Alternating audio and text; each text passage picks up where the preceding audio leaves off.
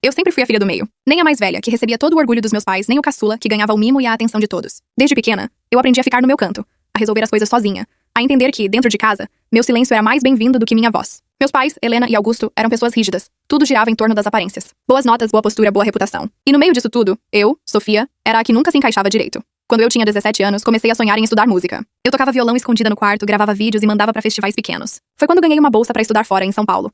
Eu achei que meus pais iam ficar orgulhosos, mas foi o contrário. Eles acharam absurdo. Você vai jogar sua vida fora pra tocar violão? Meu pai gritou. Minha mãe completou. Nós não criamos uma filha pra viver de sonho. Aquilo doeu mais do que eu admiti na hora. Tentei argumentar, dizer que a bolsa cobria tudo, que era uma oportunidade única. Mas eles não quiseram ouvir. Meu pai foi taxativo. Se sair por aquela porta, não volte. E eu saí. Com uma mochila nas costas, o violão nas mãos e um nó na garganta.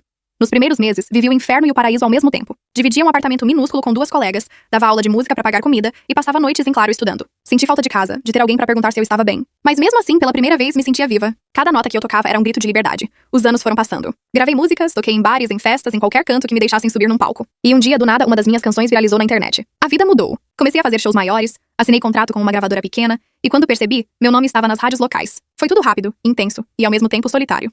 Nessa época, já fazia 4 anos que eu não falava com meus pais. De vez em quando, minha irmã mais velha me mandava mensagem escondida, contando que eles ouviam minhas músicas, mas fingiam indiferença. O pai fica quieto, mas a mãe chora quando te escuta, ela escreveu uma vez.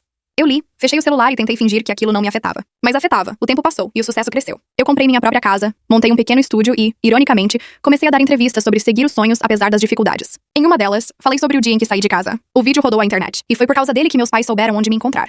Eles apareceram no meu camarim depois de um show. Quando os vi por um segundo, voltei a ser a menina de 17 anos. Nervosa, com medo de decepcionar. Minha mãe veio chorando, dizendo que sentia saudade, que se arrependia. Meu pai ficou mais atrás, com o olhar baixo, como se quisesse desaparecer.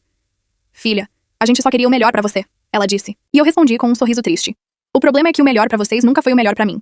Eles tentaram se reaproximar. Vieram em mais 2 shows, mandaram mensagens. Mas a distância que o tempo cria é cruel. As palavras que nunca foram ditas, os abraços que faltaram, os anos que se perderam, nada disso volta. Eu perdoei, mas nunca consegui esquecer. Alguns meses depois, meu pai adoeceu. Um AVC, disseram. Fui visitá-lo no hospital, e ele mal conseguia falar. Quando entrei no quarto, ele me olhou, chorou e apertou minha mão com força. Foi ali que percebi que ele já não tinha mais tempo pra dizer o que queria. Sentei ao lado dele e toquei violão bem baixinho, como fazia quando era criança. Ele fechou os olhos e sorriu, como se finalmente tivesse entendido.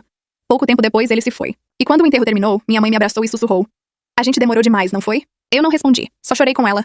Nos meses seguintes, ela começou a me visitar com frequência. Sentava na varanda enquanto eu tocava, e às vezes ficava só em silêncio, como se tentasse recuperar todos os anos perdidos. Não falávamos muito, mas havia uma paz ali, uma tentativa silenciosa de cura. Às vezes, ela me contava que ouvia minhas músicas todas as noites e que, de certa forma, era como conversar comigo em segredo. Acho que no fundo era o jeito dela de pedir perdão. Hoje, toda vez que subo num palco, olho pro céu antes de tocar e penso no quanto teria sido diferente se o amor tivesse falado mais alto do que o orgulho. Porque o tempo perdoa muita coisa, mas o coração nem sempre consegue esquecer o que veio tarde demais.